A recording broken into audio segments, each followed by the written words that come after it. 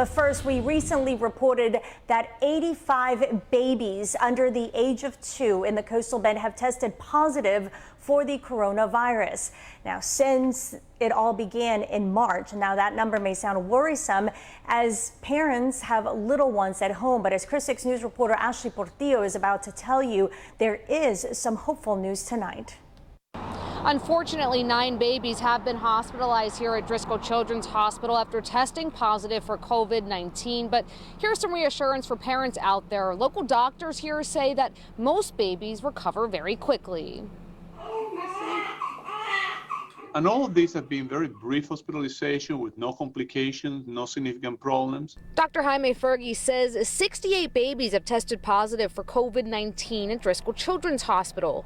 And most babies were brought there because their parents also had the virus. They can have some runny nose, cough, a little fever, and that's about it. Dr. Fergie has a theory for why babies may not get as sick as adults. What is called the receptor, the placement in the cell where the virus attaches to and begins the infection, is not very well developed or present in the children. But as people get older, that receptor where the virus attaches to becomes more abundant.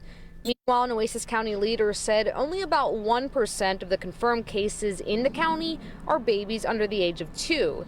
And of the 85 infants who have tested positive since March, 60 of them tested positive this month. It's just really shocking and sad to hear that all these little babies, they're so innocent and they get sick. So what can you do as a parent to make sure your baby stays safe?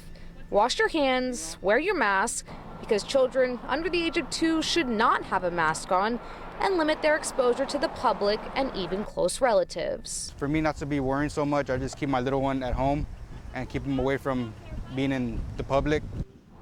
Dr. Fergie also told me that as a parent, if you think something's wrong or if your baby has a fever, don't be afraid to take them to the doctor's offices.